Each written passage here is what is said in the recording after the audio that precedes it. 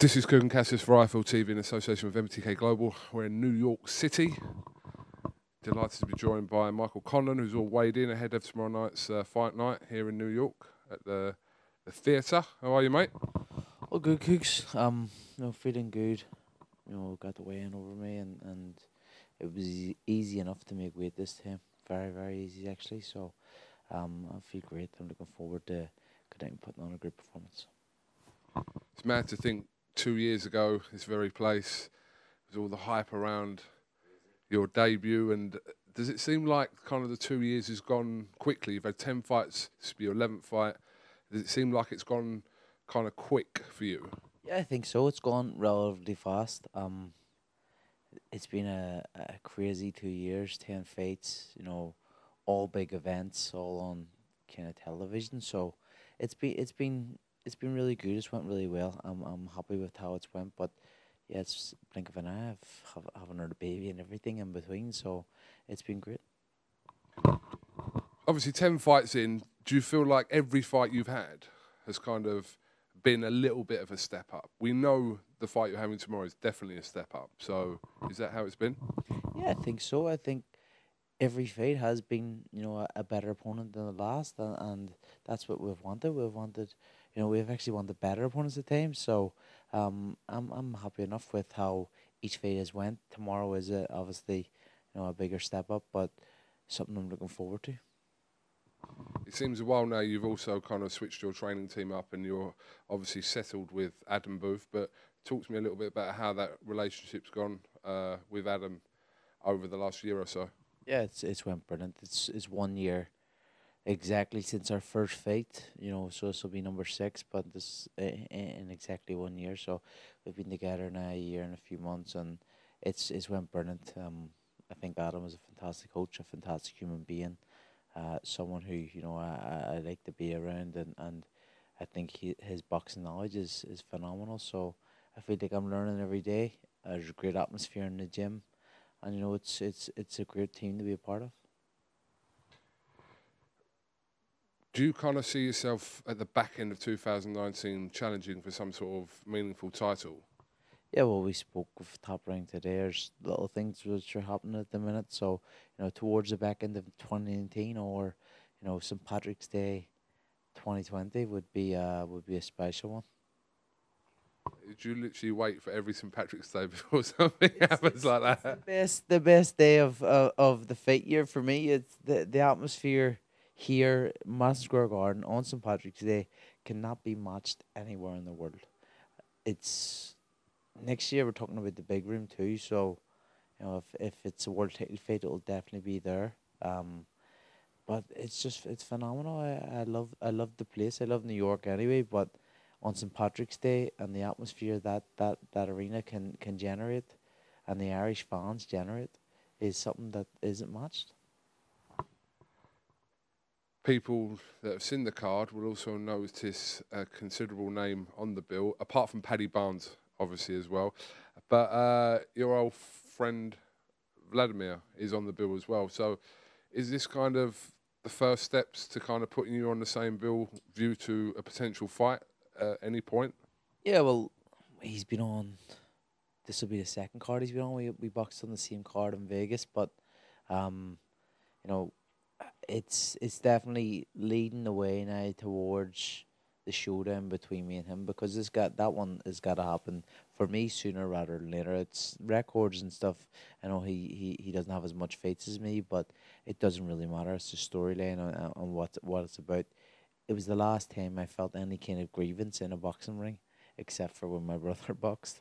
But it's the last time I felt it, and I feel like I need to wipe that out as soon as possible. And he wants it ASAP. Top Rank want it ASAP, and I want it ASAP. So, hopefully sometime this year we can get that done. There's always a situation in boxing where you kind of leave fights too long and say, oh, it'll be bigger, and maybe a couple of years' time, once you've kind of had more experience and you've got more fights under your belt. But I suppose if you're kind of ready to go at it, not straight away, but at some point this year, then why not? That's it. I seen he has said in an interview, the next fight I want after this one is Mick Conlan. So you know, that's nice of him to say that, and I know. Listen, I have my grievances over what happened, yes, but you got to look at it from his situation as well. I have no bad blood towards him, but if you look at it from his situation, he's going to be remembered for his controversial decision over me, and he won't want that to happen. He wants to, make sure what happened in Rio wasn't a fluke, and I can see that, and I can see that, he probably holds a bit of a grudge towards that. That he's always remembered as the guy who controversially beat Michael Conlan, and I think it gels well. I think when even though we're humble with each other and very hostile, or sorry, not very hostile. It's just nice and you know uh sweet. So I think when press conferences and stuff start to happen, and we're talking, he's going to say things that are going to annoy me, and I'm going to say things that's going to annoy him. So I think you'll see a bit more tension between us when that stuff kind of starts to build up. Your opponent tomorrow, Hernandez. Obviously, his notable defeats have come to Danair, Randy Caballero, but it does seem like kind of a decent step up for you. How much of him have you kind of seen? I've seen those two fights, but my team have watched more of him, obviously. Listen, he's a tough dude, a Mexican who likes to throw punches, but also can take a shot. He went the distance with Danair, who is a big puncher. Frampton will even tell you that, and I know Carl beat him, and my own gym mate would be able to tell you that he can't really punch. So the fact that he wasn't able to get him out shows his durability and toughness, and his ability to kind of navigate through 10 rounds with a big puncher. And I'm not going to say I'm not the biggest puncher in the world. I know this, but I'll aim to kind of force a stoppage or even KO him if I can. Just want to get your thoughts on last night's activities in Philadelphia. Mixed night for the Irish, obviously. Wins for John Joe Nevin and also obviously Casey Taylor, but a brave performance from Jono CARROLL against Tevin Farmer. I'm not sure how much of all this you've actually watched. We didn't get to see John Joe, but I watched Katie and I watched Jono. Katie was phenomenal. I think that's her best performance to date. Against a really tough girl who did not want to go out and had many opportunities to kind of just take a knee or try and get stopped. But Katie put on a phenomenal performance. She stepped it up. She went kind of Mexican. She pushed her back, and it was a kind of different side of Katie, which I haven't seen yet in the pro game. But I thought she was very, very good. Jono, he lost, but he still won, is what I would say, because his character and how he is. I know Jono, and the way he felt after. I'm sure he felt like he had won a fight because the support and adulation for him was phenomenal. But Tevin Farmer was unbelievable last night.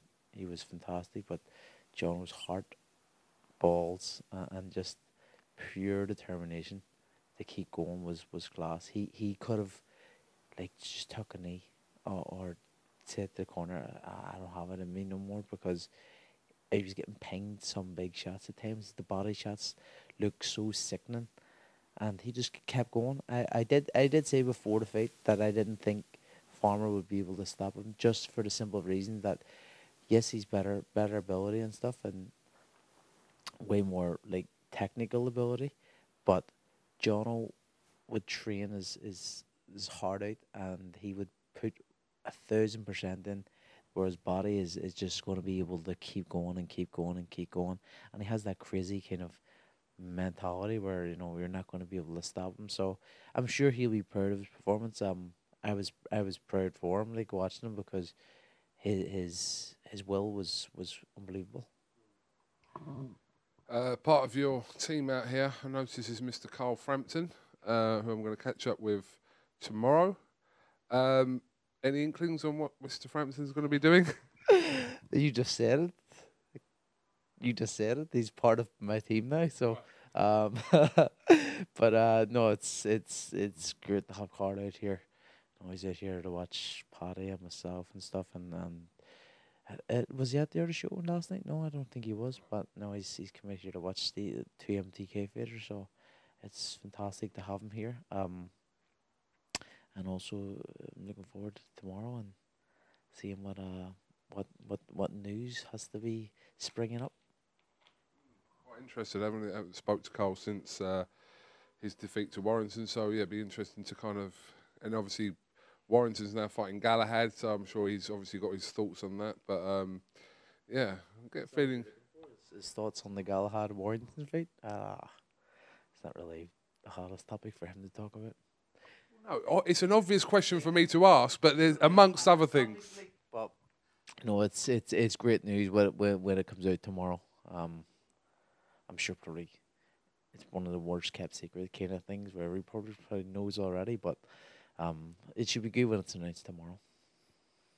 Well, like I said, I'm scheduled to do something with him tomorrow, so maybe I'll find out there, whatever it is. I do want to ask you about, obviously, something we were just watching now, actually, Darren Till, a devastating defeat to Jorge Masvidal. Yeah, just your thoughts on that, Michael. Devastating. I know Darren, and I know how much he wanted it. I actually got to see the first round, and I had to get physio, so I just turned it off because it looked like he was gonna win handy enough. And then the news came in when you popped in the door that he was KO'd, and it was a bad one. It's horrible to see when you see someone getting KO'd and they're unconscious for a wee bit. It's not nice, but I'm sure he'll come back. He has the ability to. He's still very young. Sometimes I look at Darren and I'm like, wow, he's a beast. Like watching him going, what he's doing, like the crowds he's selling out, and then I realize he's younger than me. So he has loads of time to come back and regain. But these are all just learning curves.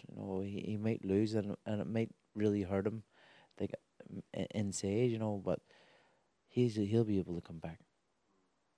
I mean, when you look at his last three fights, I believe, have been to Wonder Boy and Tyron Woodley and now Masvidal. So that's the thing with UFC. You're going to be kind of fighting the top level guys one after the other. In the UFC, it's a loss doesn't really matter in the UFC, really.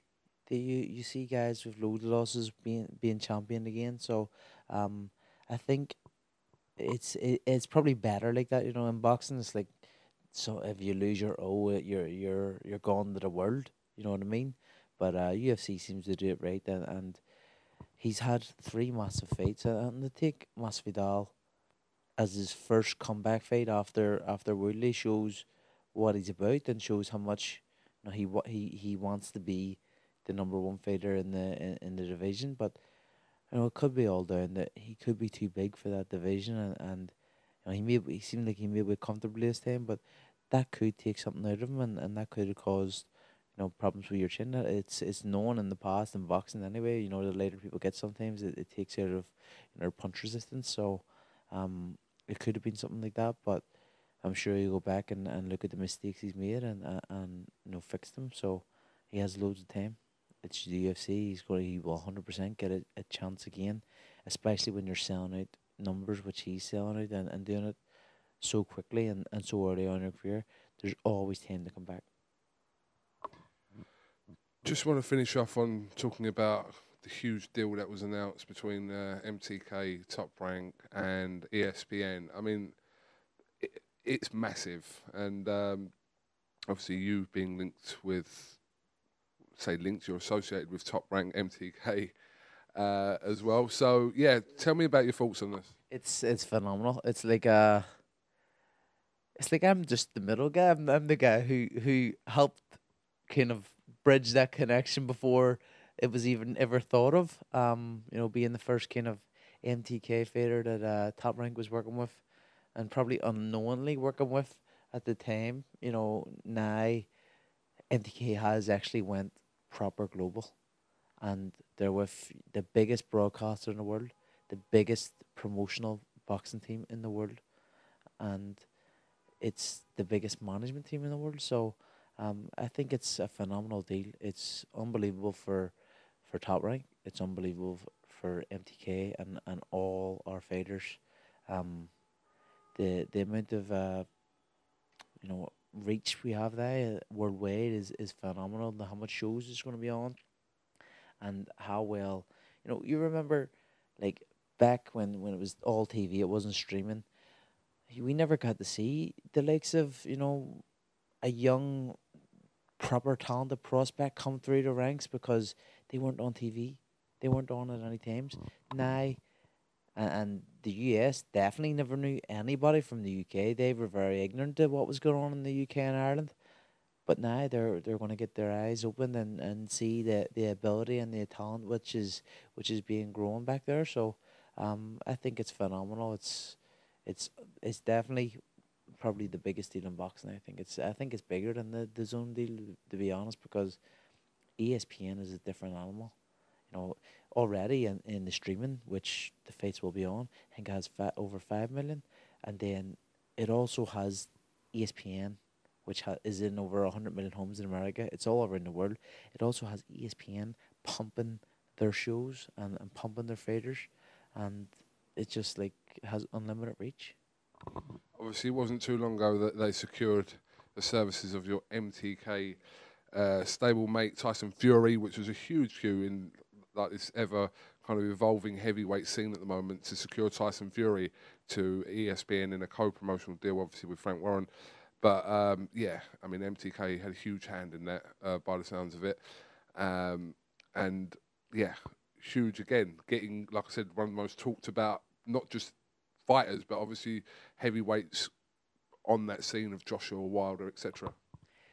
The Fury deal, it blew me out of the water, because no matter what anybody says, he still is the man who beat the man, and if you are that man, the lineal champion is what they call it, isn't it? So he's the one who beat the guy who had all the belts. He's the lineal champion. He's the number one in the division. He still hasn't lost, so he still is the number one.